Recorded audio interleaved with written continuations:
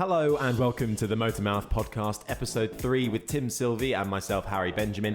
In this episode, we chat to Perry McCarthy, a racing driver and the first ever Top Gear Stig.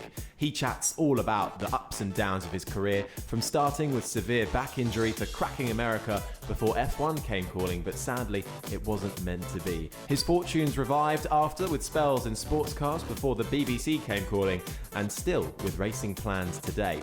We hope you enjoy, and don't forget to like and subscribe. Just search for the Motormouth Podcast in your favourite podcast platform, where you can also leave us a review. So, welcome to the third episode of the Motormouth Podcast. Harry, welcome back. How are you? I'm very well, thank you, Tim. Good to be back on the next podcast. So, what have you been up to? What's been happening? Well, I did a very exciting voiceover this morning. Did you know? I'm not actually allowed to talk about it, but I'm going to anyway. But for a high brand Italian supercar, who were releasing a documentary in this year at some point. Which was a lot of fun. Mysterious. Very mysterious. What about you? Not a great deal. My biggest news of the week is that my brother-in-law, who had a mention in the last podcast, twice in actual It's a recurring fact, theme now. Yes, he is currently, as we speak, in hospital with his wife who's having a baby. So Adam and Kirsten, best of luck. And by the time this is released, I expect they'll be at home wishing they'd never done it. Well, this is the perfect present to give them, I think, for congratulations on a newborn baby. It is indeed. Perhaps we should dedicate this podcast to Adam and Kirsten and their new baby. I'm sure they'd be really happy with that, yeah. So, listen, we've got another special guest with us today. A few key stats. He's aged 58, father to 3 girls, born in Stepney, East London. Started racing at a late age, into his 20s, where until then he was working for his father's company, servicing North Sea oil rigs. Has unfortunately got the tag as the world's unluckiest racing driver. Worked his way up through junior categories in Europe, Formula Ford, Formula 3, F3000, IMSA prototypes in the States, and many more. He's found himself testing for the Williams F1 team, Arrows and Benetton during the 1990s, and made his bow in Formula 1 in 1992 with a lesser-known Italian team, Andrea Moda, formerly the Collini F1 team, founded by an Italian shoe designer called Andrea Sassetti. In 2002, he released his autobiography, Flat Out, Flat Broke, which, of course, you can purchase on your Kindle. 2002 to 2003, he was the infamous Stig, the very first Stig on BBC's Top Gear, the Black Stig. And now plies his trade as a corporate and after-dinner speaker, working for brands all around the world, and has obviously appeared on numerous television channels, BBC, NBC, Radio 1, Radio 4, Top Gear, Women's Hour, Sky News, the list goes on. Perry McCarthy, pleasure to have you. How are you? Yeah, no, good. Tails up and wagging. I'm looking at a couple of things that's really got me excited. So, yeah, just trying to make everything happen and actually return to the track. It seems as if I've not had, after quite a long layoff, as in like 15 years, I've decided, no, it's time to come back. And I'm really, really champing at the bit. Going back racing? Yeah. Is this out there? Do people know about this yet? Have we gotten a little exclusive? No, I was going to say, we just chatted before and I was like, wait, did he say that earlier and I missed it? This is exclusive. That is exciting. I just can't, because it's down to the championship themselves to make the announcement, I actually can't tell you. Could you give us any clues, any hints? It's got 4 wheels. Has it got a tin top on it, or? It has. Oh, okay. Yeah. Let me give you a clue. It's not the British Touring Car Championship. Okay. Yeah. Okay. No, it's something that is dynamite, and this is going to be mega. So anyway, when are we going to hear? Yeah. Do we have a date? Ooh, do you know? Funny enough, in about 3 hours' time, I can announce it, but it's going to be just after the interview. That's so disappointing. I'm joking. Jesus, like that. Oh no. It's probably inside about next week. I think they're going to announce it. So it's that's great. exciting. It's all Fantastic. going. Yeah.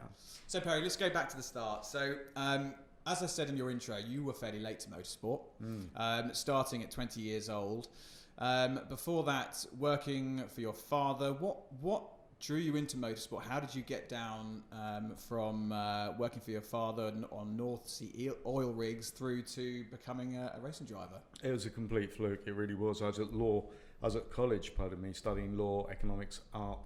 And a pal of mine there used to bring in these fantastic magazines, Grand Prix International, and they had these wonderful photographs. And I used to really enjoy drawing and drawing portraits predominantly. But I started drawing these cars. And the more I was drawing them, the more I was reading about the races, the more I was reading about the racing drivers, and I thought, these guys sound really cool.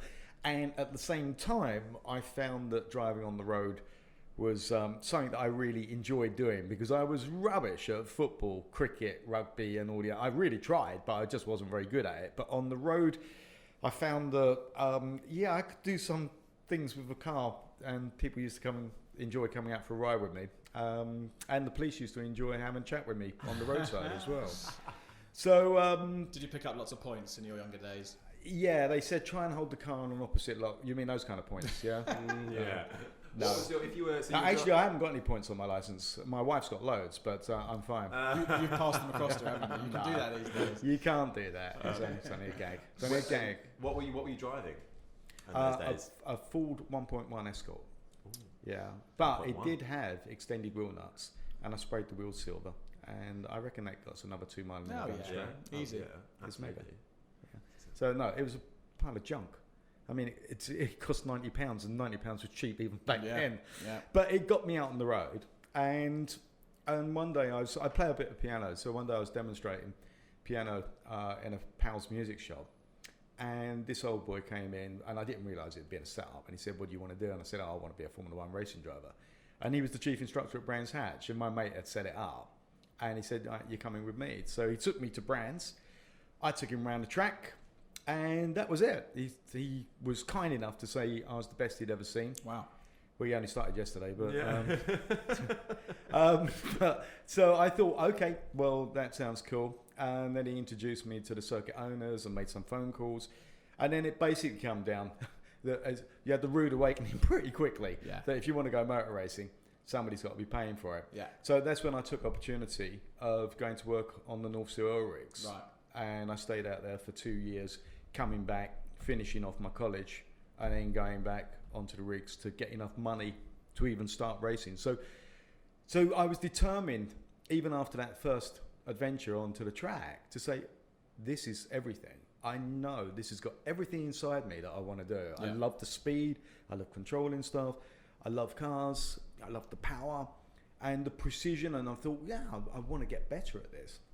And you had to remember all that when you was hanging from a piece of scaffold 150 foot above the ocean. Or Good sea, motivation pardon for me. you, yeah. Yeah, seriously, because it's you spend that long out there in freezing cold weather, and you got to remember what it's all about. I'm out here to get the money together to go motor racing, and you did need that kind of motivation to do it. Yeah. And obviously you had no previous karting experience or anything like that, like everyone seems to do today. Did that hinder you, do you think? Did it? Yeah, sure. Because when I came in, I was very quick, but I didn't know what I was doing. I mean, the racecraft. Well, not even that. Even on my own, I was quite capable of smashing it into a wall because I've just gone too far, taken too many risks without the appropriate amount of talent or experience to keep it on the road. So you make a big mistake. I wasn't clear how to get it back. And the thing that stopped me quite often was the wall. Yeah. So, that was... Not ideal. Yeah. I mean, I used to be 6'2" before all the accidents. But I suppose you learn quickly that way, don't you? You do, but it's also incredibly expensive because Yeah. it burnt through my oil rig money inside 6 races of 1982. So I'd set 3 pole positions from off the street. 1982. Yeah. I was 1 year old. You weren't even born. I won't even say that. Yeah. Yeah, well, it's amazing how time moves past because I remember at like 21, 22 years old, if I was looking at somebody who's 58, I'd think, and you're still alive? Yeah. Always good to see you in the morning, you survived another night. Yes. You're reading my mind, Perry. How are you doing that? Exactly. But that was the journey, and certainly that was the beginning of it. And I knew that it was going to take more and more money. So even while I was racing, I was walking around industrial estates, knocking on doors, trying to chat the secretary up to get to meet a director or owner of a company or whatever to convince them that their company has been lucky to survive without backing me. And occasionally it worked. And a few people would give me a couple of bob to keep going, keep holding on. But I knew that having done my 6 races, that the following year, I had to do something fairly special because you've got, it's no good being good. You've got to do something special. Yeah. And when you've got no money, you've got to get noticed. So I did go out and luckily enough, I did win the championship in 1983. So that was a big flag waving exercise, and I would say even people inside F1 were, kind of taking a bit of notice of me, probably because I had a big mouth as well, but people could see that, I was pretty damn determined. Yeah. And so that was great to start making some friends even at that stage in F1. But again, the problem was there was no money to progress properly for the following year. And in fact, I was, I think it was the second race of 1984. I had a massive accident in Formula Ford, which broke my back, and that put me out for a whole bunch of months. No money, you got to recover from that. And then going back in 85, still in Formula Ford. And I didn't even want to do it. Yeah. I was going to say, what was your mentality after that? Was it? The mentality was this year on 2 and 6pence of a budget in 1985, and it showed. It really did, because we were against a whole bunch of really great drivers. This is all funded by you knocking on doors, talking to different sponsors. Oh, totally, yeah. And I also managed to get the vote for what was back then a little scheme called Racing for Britain. Yeah. But our budget, we were running on stupid money. We were running on like 14 or 15,000 pounds for the year. Yeah. We couldn't test, couldn't have the engine rebuilt, la-di-da-di-da. Yeah, it sounds like a load of excuses, but it's you can't give that advantage away to these other guys and expect to be on their pace. Did you, this is something that actually came up with Kelvin on the last podcast, was in terms of budget, knowing that your funds were so limited, did that affect the way that you drove? Did you think, if I put this in the wall, what am I going to do? No. When I was getting in the car, I was giving it whatever I had. But I was finding, and you don't often hear me say this, in fact, this is the only time I've ever been really, really demoralised, is that I just did not want to be racing Formula Ford that year. And I think a combination of circumstances, lack of budget, and also, heart not completely in it. Yeah. But there was never any time when I was backing out of anything because I was scared of that damaging the car and money. It did happen, and we ended up at the end of the season, I had to find another £5,000 from accident damage. Yeah. Which a mate of mine who had recently got banned from driving, he'd had to sell his car. He lent me all the money. That's all the money he had in the entire world. And he lent me that with the hope that I would be going Formula 3 with a proper budget the following year. Yeah. And then, lo and behold, bang, I did it. I managed to bring a major sponsor to go Formula 3.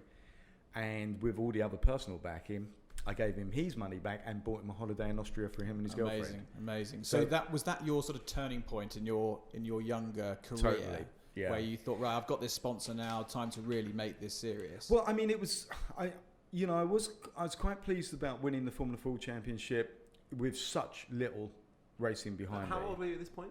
22. So you've got a strong head on you as well to keep your mindset like that. With all the setbacks as well, But to me there was no other choice. Is that I've now said I'm going to get to Formula 1, and I know that sounds, now being my age, looking back at that bloke who was saying it, you'd look at him now and say you're an idiot. Yeah. The odds are against that, of getting to F1 with no money, no backing, no family money, all that kind of stuff. You're an idiot. It's never ever going to happen. But that's where it's great to be an idiot sometimes, because, you just keep charging after everything and just keep trying to find a way. So getting into Formula 3 was fantastic, right back to the front immediately, which was great, and you keep making a mark. And then you're holding on for dear life, trying to get to Formula 3000. Then I went off to America. And again, each of those times, by the time I got to Formula 3000, the economy had collapsed. And I'd done quite well in property from good money that I'd earned in Formula 3. So basically I signed the house over to Rout to get that drive to go in Formula 3000 for just 3 races. Wow. That cost us the house. Yeah. You know? But who cares? Yeah. It's whatever it takes. Yeah. And I still believed I could get to Formula 1. At what point did the Formula 1 teams come knocking? Because you've tested with various teams in the 90s. When did they sit up and take notice and think, let's get this guy in a car? I guess it started getting real serious when I joined the Rout Formula 3000 team. Now, the Rout was unfortunately seriously off the pace. Most people weren't qualifying the car. So I was with the works car with Ron Toronac, the legendary Ron Toronac. and I kept putting it on the grid. Now, sure, I was only putting it on the grid like 14th or 15th or something like that, but the others weren't even qualifying. So it was showing Ron something like that, because my teammate was about, goodness, an awful lot slower, you know? Yeah. And so inside you're going, well, look, I can't win the race, but I'm winning my own battle by being considerably faster than the teammate. That's something as a race driver you've got to do. You're not always in a great car with a great team, but if you can show something in your surroundings, that's your opportunity to shine. So this is the optimist in me. You've got to hold on to something that can be good and fight for that. So for me, qualifying 15th was like putting it on pole. Yeah. When you've just totaled your teammate. Because that's showing the team, hey, there's nothing left to come. This bloke's on the edge. Yeah. So Ron, behind my back, actually was chatting Ken Tyrrell up about putting me into Tyrrell. And that got really close to happening. Ken had me down there. But then suddenly, there was a thing with Michele Alboreto going on about cigarette sponsorship. Michele was backed by Marlboro, and I think the team then got Camel. So Michele, it's all in my book, Flat Out, Flat Broke. Plug. Normally $9.99, published by Haynes, available in a good I can see a couple of copies you over bought a couple there. of copies here. Yeah, no, it's going really well. We sold another copy just last month. Just a single, yeah. Thank you. Yeah. He still keeps in contact. But it's so there was this chance, but it was for 2 Grand Prix with Tyrrell. But Johnny, who'd recently been laid off by Benetton earlier that year, then suddenly Ken chose to bring Johnny back. And look, you know, crikey, I can't argue with that. I think the world of Johnny. He's a brilliant racing driver. But it was just those moments in time where you're just about to step into a Tyrrell. And yeah, I'm not unique in this. There's been a lot of other drivers who've been exactly that same point. But you go, damn it. Okay, but if it can happen that close, then maybe it can happen again. Yeah. So you know that you're on the radar from what you're doing. And that's the most important thing. Yeah. I can't remember what the question was, but that was the answer. Well, I like it. And then Williams F1 team, Arrows, Benetton. Well, the States was before all that. And how did it go out there? Brilliantly. Yeah, I got really lucky. It's Roger Cowman, who I'd just finished driving for in Formula 3000. And, you know, from no testing, borrowed tyres, everything else against Alesi, Comas, Bernard Irvin, etc. Yeah, we were we were right. We were pushing them for just the few races that we had. So that was super.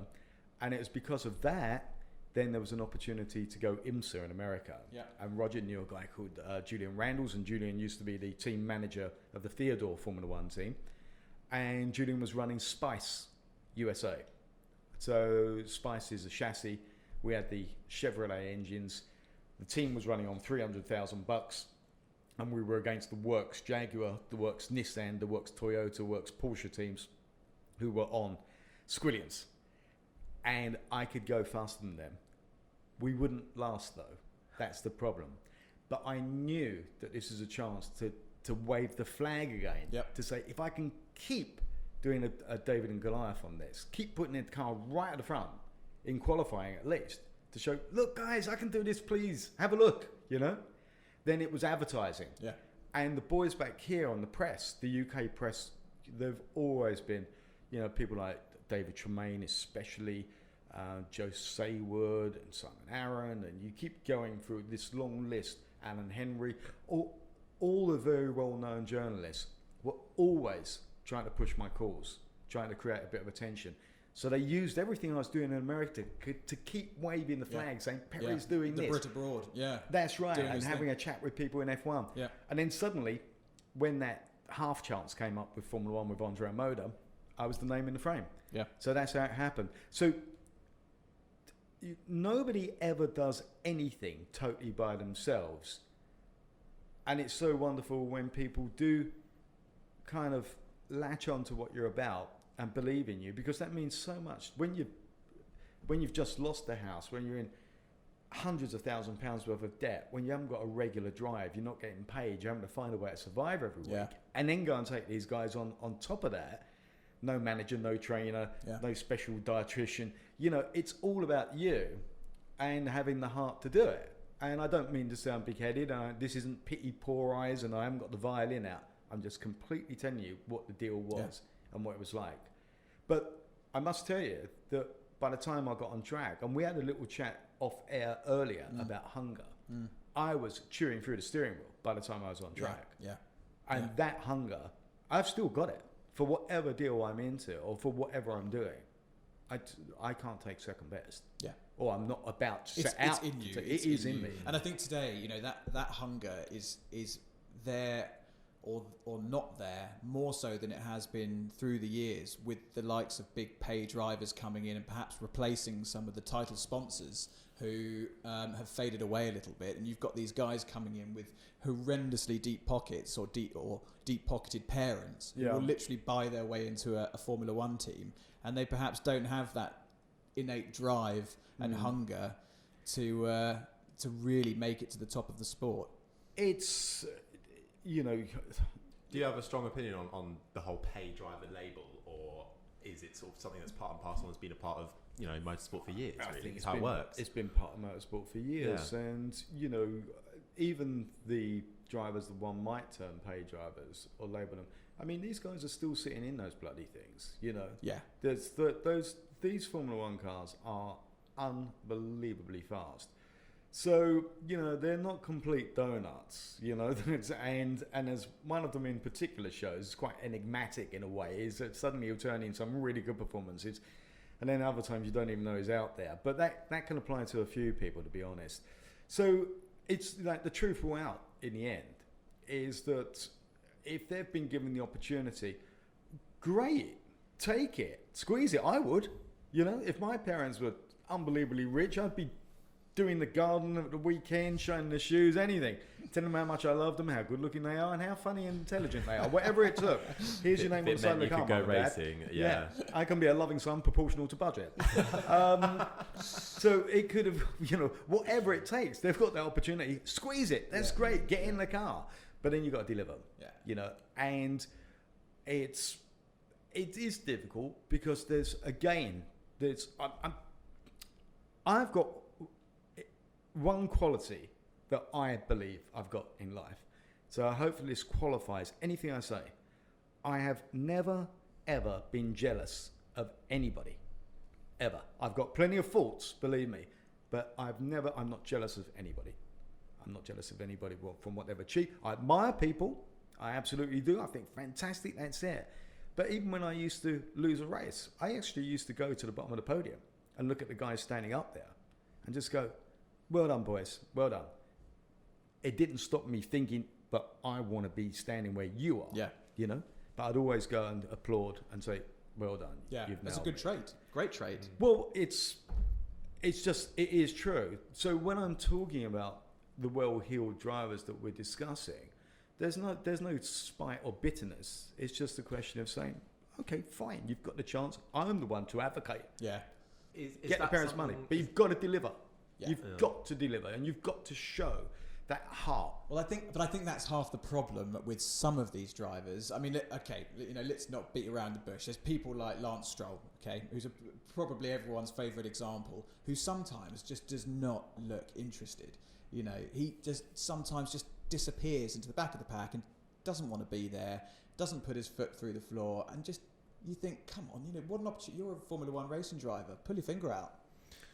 Yeah, well, when you look at drivers like that, I wanted to ask, how do you have your mentality that you have now? Have you always had that since you first started? Because, you know, look at Lance Stroll, he's a very young guy. You could probably blame a lot of his stuff being on youth and, you know, ignorance perhaps. Have you always had that mentality? Because it's quite impressive to have that when you're first starting at the age of 22. So what mentality? So just being not jealous of anything, being focused on yourself and totally being able focused to on admire. myself. I mean, this is why motor racing. Yeah.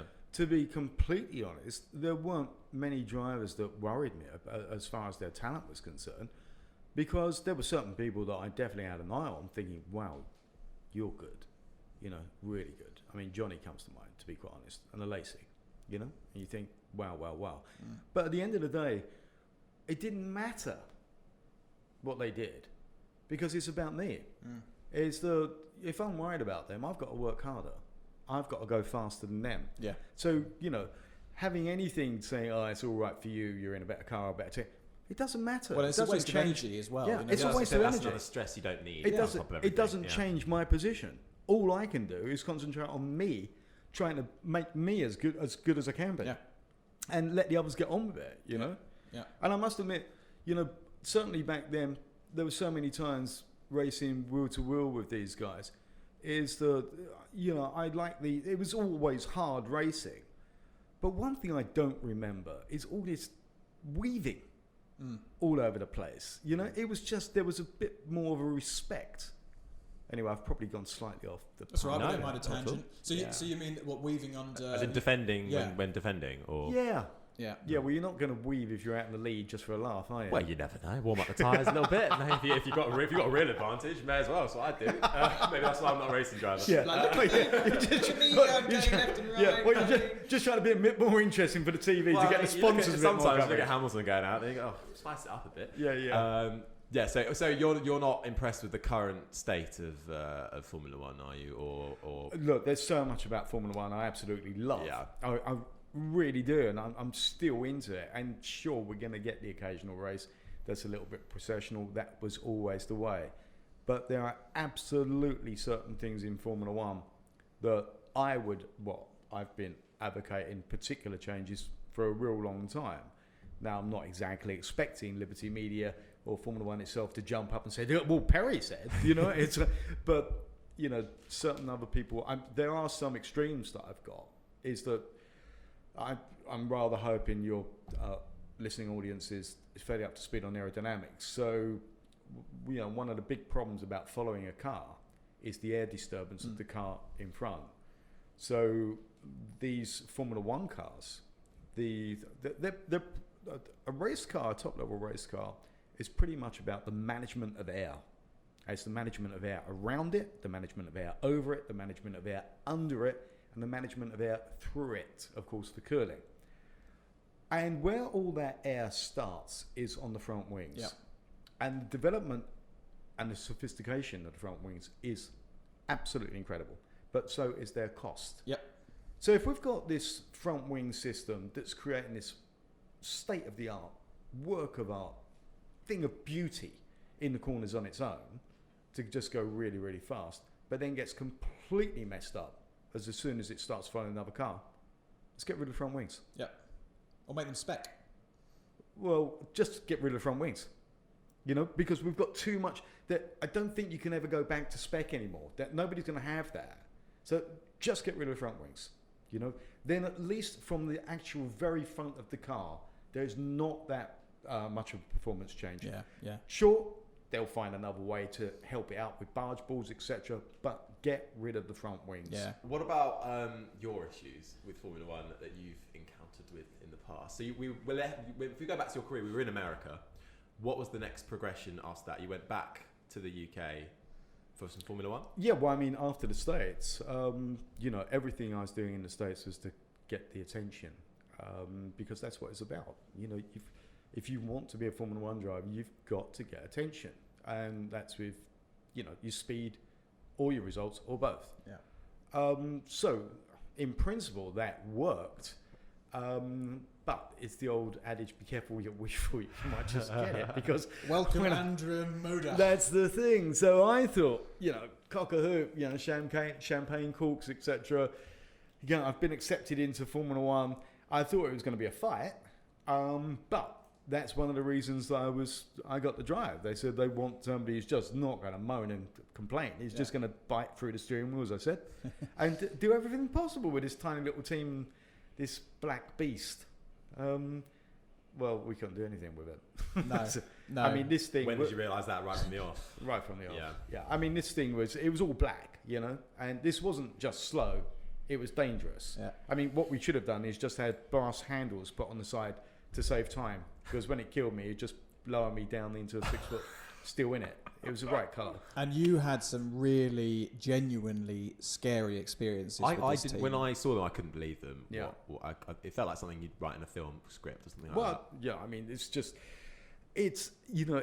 should be a new book, How to Kill Your Driver. Yeah. Because, as I say, we weren't just the slowest car out there, but we were easily the most dangerous, So, but you're trapped as a race driver. I mean, Bernie paid me a big compliment once. He said, "He's a brave little bastard. I wouldn't get in that thing sitting in the pit lane."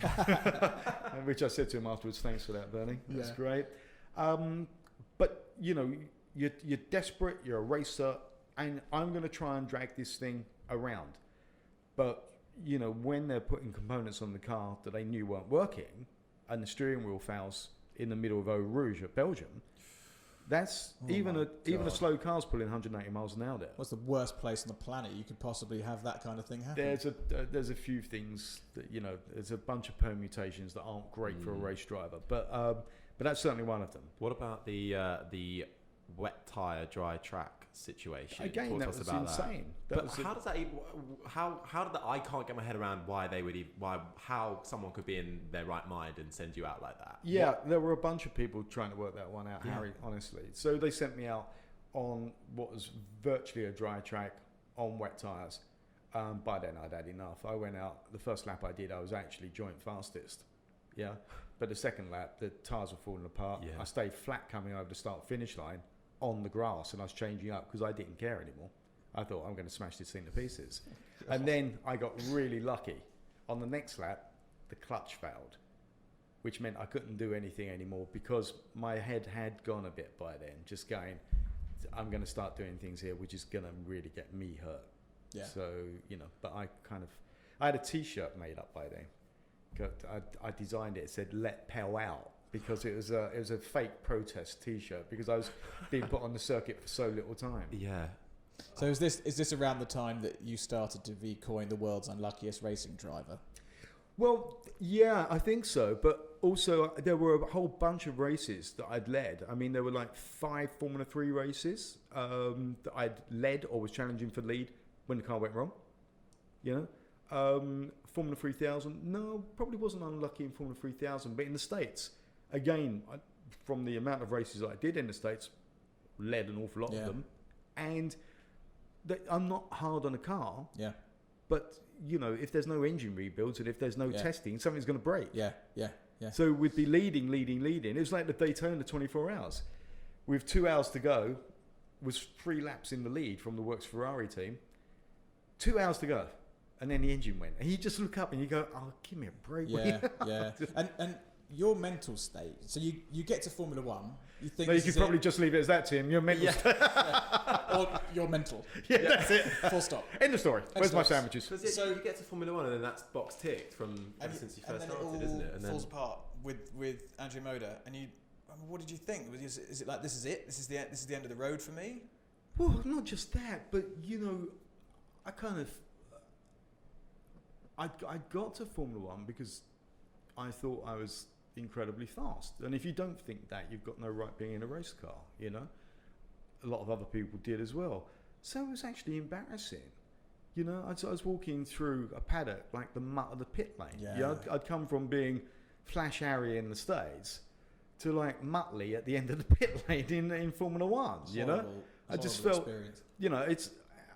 I felt quite literally embarrassed to look at certain drivers in the eye, thinking, you must think I'm useless. This is how it's... Because honestly, people don't have time to go through, all your ins and outs and the problems you're facing.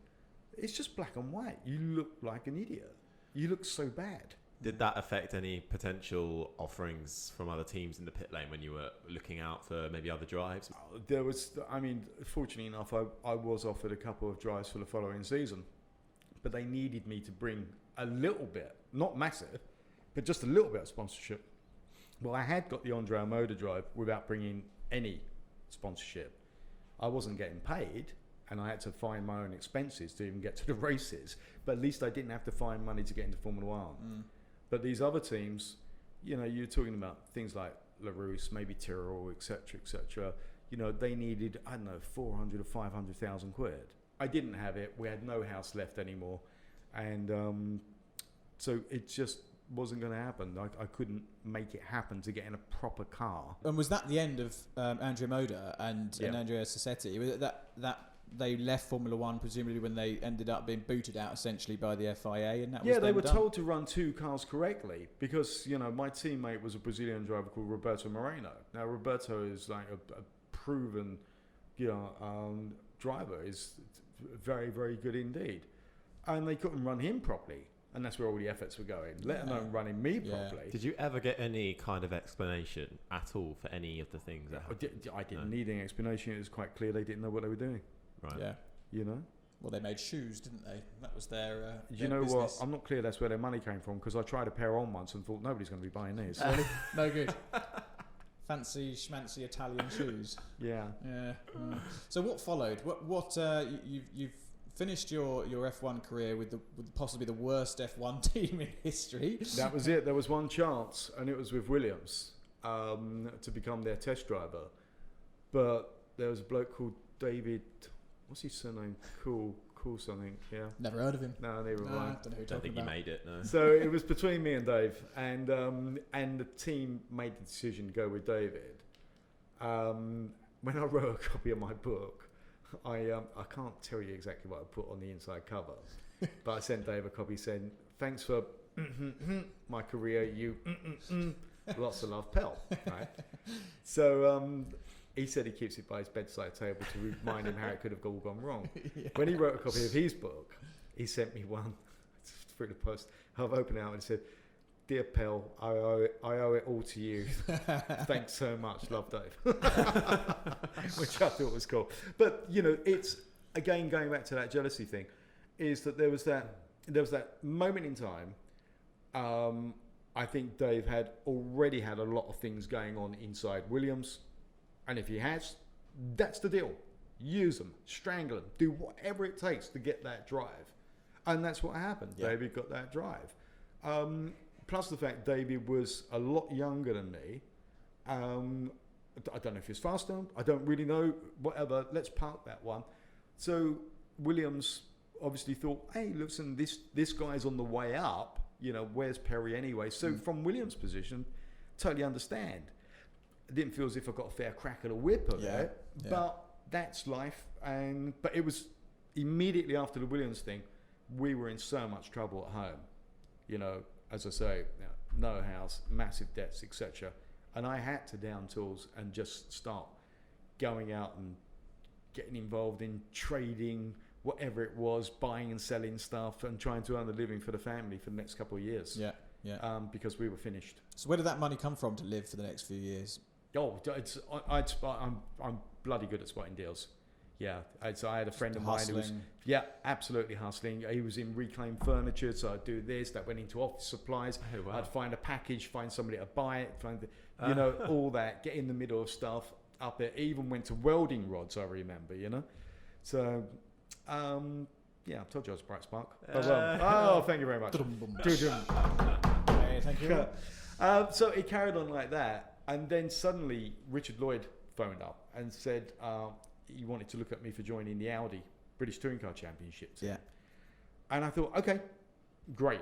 You know, because Richard had run me for a race with Porsche in the Mexico Round of the World Endurance Championship.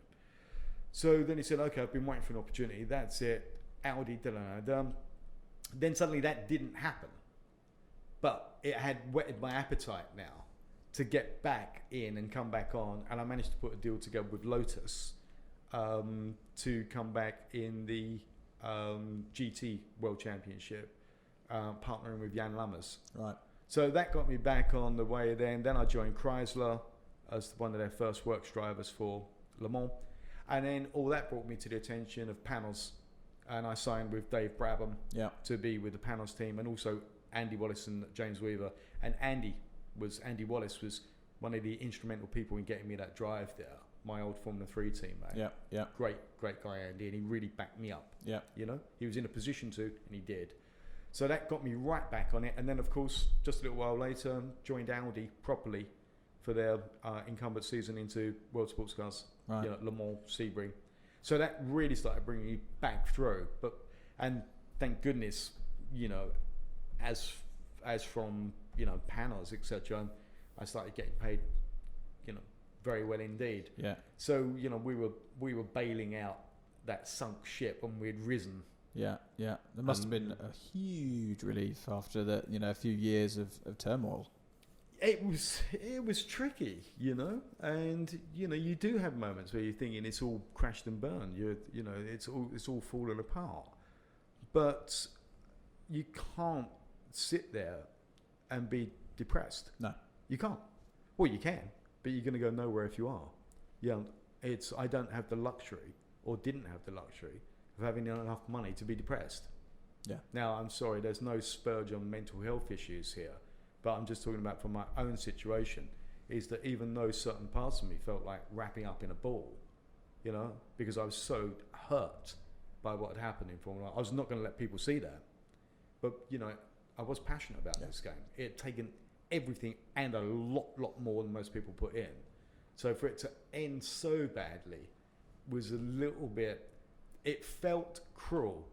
Now, in life out there, when we look at the plight of many poor people in relation to their plight, it's nothing. It's all relative, though, isn't it? But for me, at that moment in time, my own hopes, dreams, and aspirations, you're going, goodness. Yeah. But you do need to keep a balance. You need to realise that there is life after understeer, and if you're determined enough, there's maybe a way back. And that is what I will say to everybody who's in a dark situation. There is a way back. Do you talk about much of this in your book, Flat Out, Flat Broke? What's in the book? I talk about how I feel, but I don't get profound about it. Right. I was probably getting slightly profound then, but I liked it. But I'm kind of profound, Perry. I'm passionate about this. Is that I meet so many people who say, "Oh yeah, I could have been a racing driver. Why weren't you?" Oh, well, it's all about the money. Well, okay, fine. Yeah. But people used to laugh that I was spending 4 or 5 hours a day walking around industrial estates, knocking on doors, making phone calls, sending letters out, just not giving up. So, it was about the money. That's why I wasn't a race driver. Oh, well, maybe there'd been a couple more barriers where it didn't work for you, where you couldn't fight through that. Yeah. I tell you one thing. There are an awful lot of people who race cars. There are very few racing drivers. And I believe that that's all wrapped up in this attitude. Yep.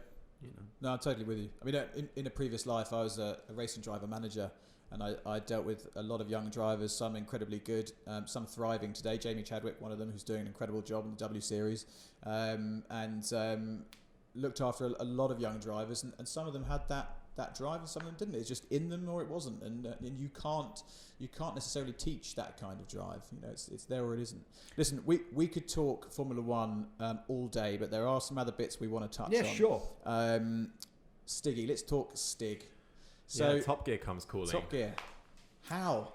It was one of those things about timing. You're saying about the world's unluckiest racing driver. Well, unfortunately, there were quite a lot of things that support that a little bit. However, I was terribly lucky with the whole Top Gear thing, because I'd written a book about all my ups and downs, and as you know, it's everybody said, look, Perry, all the stunts and the disasters and the way you've got out of it, and you got to write this book. So I did, and we had this great party, a real brilliant book launch at the Audi showrooms in Green Park in London, and we had a lot of friends there from Formula One and some from TV and stuff like that. And Jeremy, I'd known Jeremy for a while anyway, so Jeremy was there and pretty much took me to one side afterwards and said, hey, listen, Top Gear had been off air for a long time by then. He said, look, we're bringing Top Gear back and we want to put an idea past you and stuff like that. And it ended up being, you're going to be this secret, mean, moody race driver dressed in black, because of course Stig was in black. Yeah. First off, so you're going to wear black boots, black overalls, black gloves, black crash helmet, black visor, and we're going to call you the Gimp. No, they didn't. I said, no, you're not. No. Yeah. And they were real serious. And I said, no, we're not doing that one. No, it's going to come out one day, and I'm not going to walk down the street being known as the Gimp. Yeah, no. So finally, that's when it ended up as being the Stig. But yeah, there was something that was pretty funny actually, is that talking to them, and they said, okay, you've got to keep it quiet. I said, yeah, I understand. Yeah, top secret. I said, yeah, I won't tell anybody. I said, well, I'm going to have to tell the wife. They said, no, you can't tell the wife. So I said, no, trust me, I'm going to have to tell the wife. They said, no, you can't tell the wife. I said, no, boys, trust me, I'm going to have to tell the wife. And they said, why? I said, listen, You try it, leaving the house 6 o'clock in the morning, dressed from head to foot in black leather, saying, "Don't worry, darling, I should be home around midnight, but nothing's going on." I said, "I see your point. You can tell the wife." Thanks. Well, off that, we've had some questions that have come in from various people on social media. So I'm going to chuck a few at you. So on that note, was it hard to keep the secret of the Stig? That's from Becky. Yeah, it was actually. Yeah. Because you want to shout about it a little bit, I don't you? know, because it was a really exciting thing to happen. When you see it on TV and you're going, "No, on Top Gear," and everybody's going, "Who's the Stig? Who's the Stig?" I mean, I'd be down the pub and I could hear people saying, "Who do you reckon the Stig is?" And I think, "Well, you're standing next to him, actually." Yeah. You know? But I never said anything, not even for free lager. I didn't give it away. But but it was quite exciting. A couple people did guess immediately inside motor There's always racing. rumours, aren't there? It was me, yeah, because I've got bandy legs and I always used to stand with my arms folded because I had call to be upset enough at racetracks. So people kind of used to me standing there with my arms folded. Like the one we've got here on the Absolutely, front of the book, yeah. So Brilliant. It was tough because it was so exciting to everybody, and you're thinking, "Wow, I'm right at the centre of this." But I didn't publicise it. I didn't say anything, and that was it. So no, I didn't. I'd shaken hands, so I don't give the game away if I shake hands. Okay. Billy has asked, what does the inside of the suit smell like? Which That's bit of not the really suit? come from Mark Blundell, is it? Because Billy's his nickname. Yeah. Maybe. Yeah. But that and how many different helmets were there? Oh, And- what and is the suits, inside of I the suppose. Stig's suit? Yeah. Yeah, it's no, it's not gonna be pretty, is Tell it? Billy that I do actually shower every day. So and also wash the overalls. So no, that was no problem. And I only had one crash helmet. Okay. Yeah. Eleanor has asked, are any of the... They must have done this in the first season because I can't remember. When they introduce you in the studio, Jamie Clarkson would always go, some say, Yeah. were any of those stories ever true? Did you have any say over that? Or was No. it, or you were quite a separate entity almost No, to that side of things? That's totally down to Jeremy's Yeah. imagination. Yeah. And he did come up with a few cool Oh, guys, he didn't did. he? Yeah. What, on that, who was your favourite Top Gear presenter? Emma's asked that one. You know, so this isn't politically correct. I actually liked all three of them, and still do. Yeah, there's no side. I think that they're, you know, I think James has been a revelation because the others had kind of media backgrounds before, whereas James May didn't have so much. And James is He was more of a journalist, right? Wasn't he? Or, really written way more of a journalist, yeah. journalist. But they are all three are super TV presenters, but they're also each very good writers. And that's one of the things that they've got. It's not just being on stage saying something dumb. You know, it's what they're saying is either informative or entertaining or both. And then that kind of relationship the three had on the Top Gear stuff kept us entertained as viewers. So, but seriously, no, absolutely no favourite. I like them all, and I think they do I think they're all really talented guys, actually. Yeah. I really And do. just a final couple of stick questions from Emma again. So when your time came to an end being the Stig, did you have any say over who the next Stig was? Did you have to do any training with them? No, and my time came to an end quite literally because I'd been racing for Audi, and you know, commercially speaking, that was apart from being so enjoyable to be with Audi. Commercially, it was very good, and I was training, I was testing, I was traveling, etc. We'd found how big Top Gear had become as a commercial success across the world. We'd found exactly how big Stig had become, and I did quite rightly feel that I brought some stuff to the party as Stiggy on Harry behaved, because they wasn't going to have him so snotty before, you know. Because I just used to turn around and walk off when somebody was speaking, because that was me just saying, these are all the things a race driver really wants to do. They just wants to drive, you know. But the Stig could do that. It didn't have to be sociable. It didn't have to have a personality. It could just revert back into this prehistoric driver thing, you know. So I definitely had loads of fun with that. But when it came time to renegotiate, because I'd said, okay, I'd continue for the second season. I said, but, you know, we really need to talk about where I'm going to be going in the future, guys. And we got to that point, and they wanted me to sign on the same terms as I had been on. And I said, I don't want to do that. I said, you know, we need to seriously up the ante. and they didn't want to do that. So I said, okay, we'll see you later. And they said, okay, bye. Oh, So, no, but that was fine. You know, it's like, you know, they didn't want to pay me any more for being on there. That's their prerogative. yeah. But it's equally my prerogative to say, listen, I'm a racing driver. There's only so much of going around and round in family road cars or even supercars that I'm worried about. Because, you know, I'm not racing anybody. I enjoyed it. Yeah. I was always trying, but that wasn't my core being. Yeah. So I was quite happy to leave it alone. Yeah. And then Ben Collins, wasn't it, that went on? Was it Ben Collins Was he after straight you? after? I can't remember. Yeah, he was, was there for a then while. came in as white stick. Yeah. Well, and then yes, because White's the. I won't give away the hand signal that's being portrayed as we speak. Well, that's all. Thank you for the questions on the Stig. I hope We've they got- were actually all got loads answered. of them, Yeah, but there were quite a few. unfortunately Oh, and Richard, do you still live in Essex? Yes, I do. There we go. Essex boy through and through. Okay, I've got one for you. Not Stig related. What are you rubbish at? Putting up with bad manners. Good one. Yeah. As I said earlier, I've got a whole bunch of faults. I'm pretty intolerant.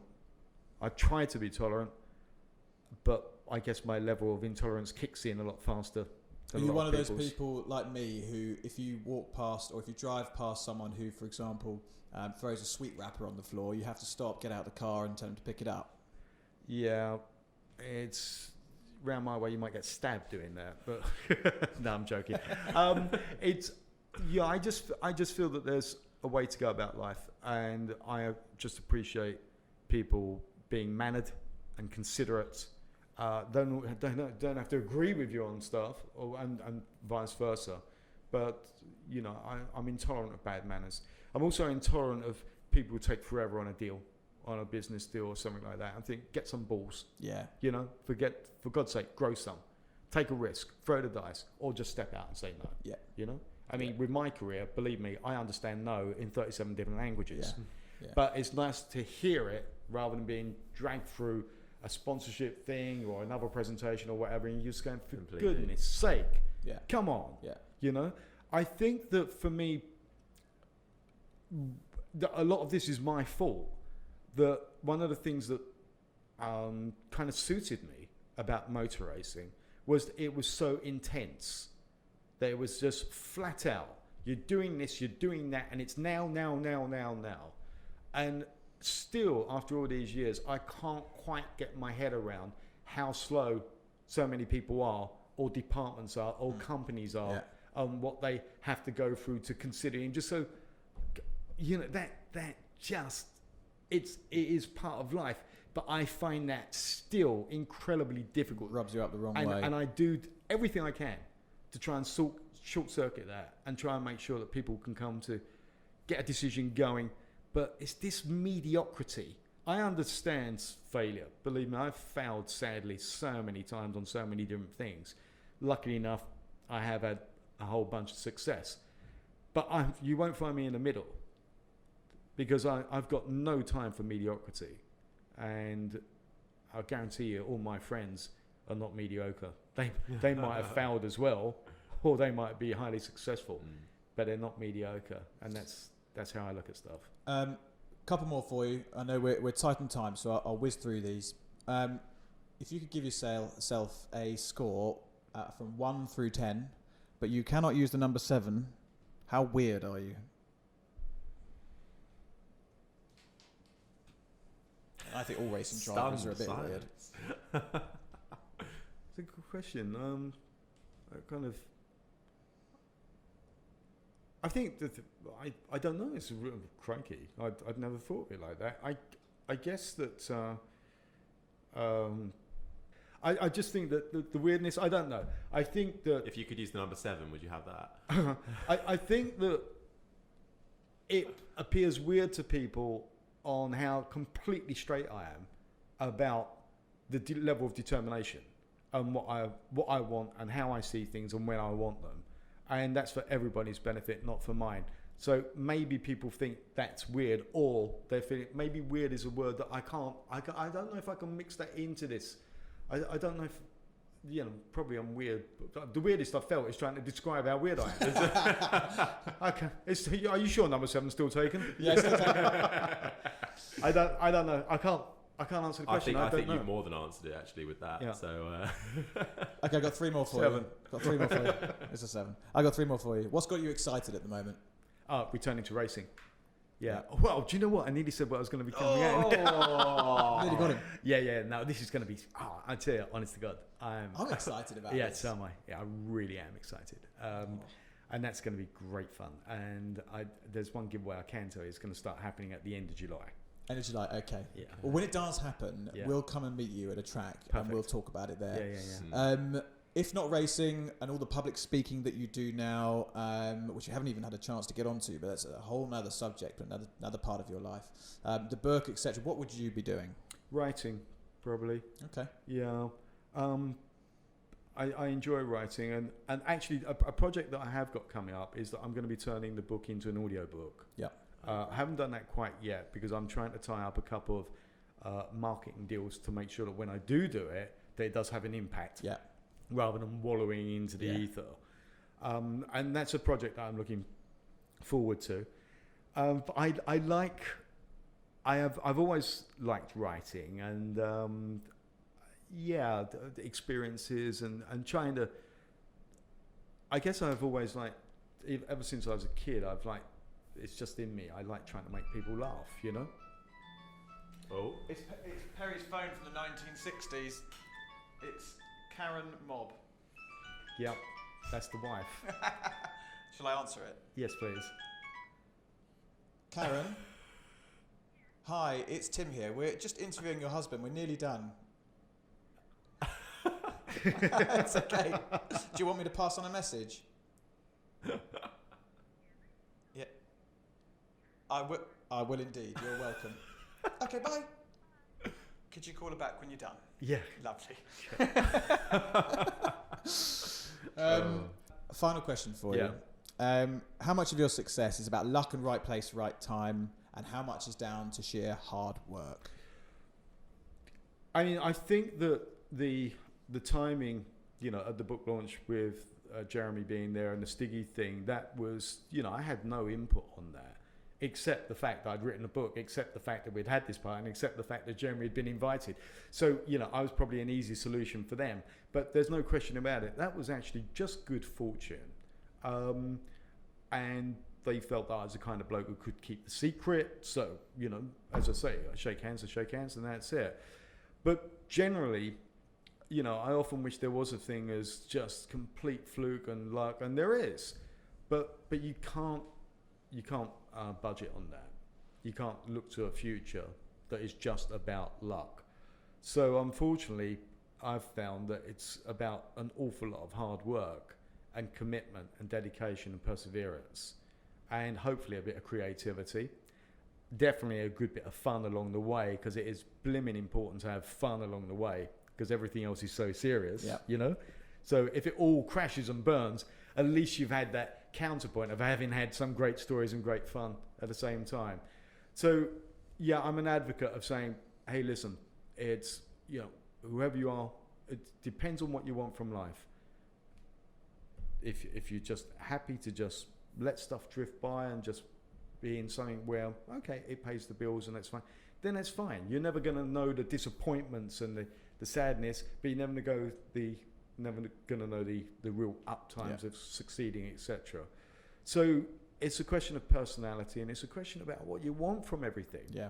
And I'm still out to have this big adventure, even at 58. Yeah. I really am. Well, a new one is about to start for you. So. It really is. So, it's about, it's about work, getting on with it, but hopefully having a living good laugh along the way. Brilliant. That's great. Well, thank you. Thank you so much for coming to chat to us. Thank you, gentlemen. Thanks. Thank you so much for listening to episode 3 of the Motormouth podcast, and special thanks to Robin and the team at Right Formula for allowing us to record the podcast at their very fancy offices, and to Perry for giving up his time. We'll be back with another episode soon, but in the meantime, if you missed our first 2 episodes with racing driver and Fernando Alonso protege Callan O'Keefe and Emmerdale actor Kelvin Fletcher, you can listen back to those now. Like, subscribe and review if you feel so inclined, and we'll see you next time.